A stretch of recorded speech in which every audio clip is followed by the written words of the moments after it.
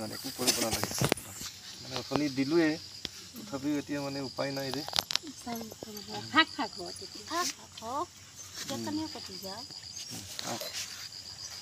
অকণ দূৰৰ পৰা লওঁ অকণ দূৰৰ পৰা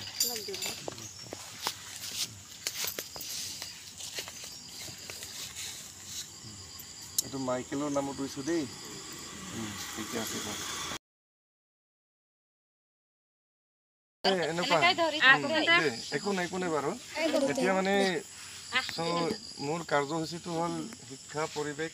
শান্তি আৰু ঐক্যবোধ আজি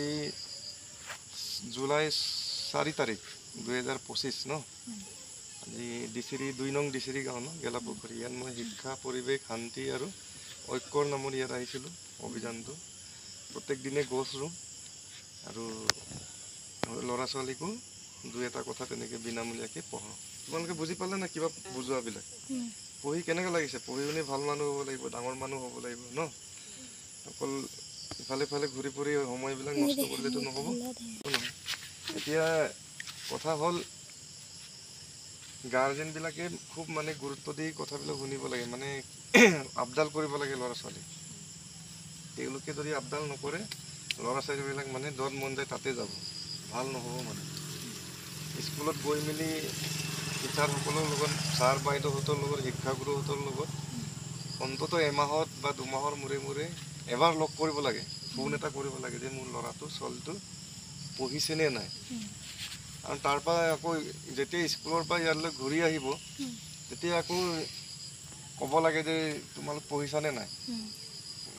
স্কুলততো কিবা হোমৱৰ্ক কিবা কিবি দি পঠিয়াইছে সেইটো কৰিছানে নাই নহ'লে কাইলৈ কিন্তু ছাৰৰ বাইদেউহঁতক ফোন কৰি মই কৈ দিম নপঢ়িলে ইমানেই আৰু মানে বিশেষ বেছি গাইড কৰিবলগীয়া নাই তেতিয়াতো এনেই নিজে পঢ়িব এনেই মানে স্কুলত পঠিয়ালেতো নহ'ব পঢ়িছেনে পঢ়া নাই সেইবোৰো বিচাৰ কৰিব লাগিব খেলা সময়ত খেলিব দিব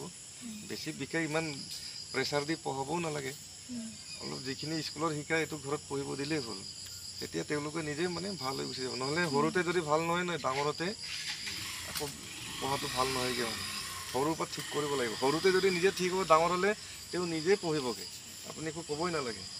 ইয়াৰ পৰা এনেকৈ নপঢ়াকৈ এনেকৈ অভ্যাসটো গৈ গৈ যেতিয়া নপঢ়িব বেছি ডাঙৰ হ'লে কণ্ট্ৰল কৰিব নোৱাৰিব তেওঁ ইচ্ছামতে কৰি থাকিব সেইকাৰণে এই গছটো যেনেকৈ সৰু হৈ থাকোঁতেহে মানে ইয়াক বেকা কৰিব পাৰে ডাঙৰ হ'লেতো খুব কষ্ট হ'ব ন সেইকাৰণে সেইটো আৰু বাৰ্থডে'বিলাকৰ ল'ৰা ছোৱালীবিলাক এতিয়া গছ পুলি ৰুব শিকাব লাগিব আৰু গছৰ দলে চব হ'ব লাগে এই আমাৰ কাৰণে জীয়াই আছে ইয়াকে আমি কাটি পেলাওঁ মানে যিটো গৰম পৰিছে এই গৰমৰ পৰা ৰক্ষা পাবৰ কাৰণেতো আমাক গছেহে ৰক্ষণাবেক্ষণ দিব গছ কাটিব নালাগে বুলি অভিযানটো চলাইছোঁ আৰু সকলোৱে মিলি থাকক আৰু মানে ইমানেই উদ্দেশ্য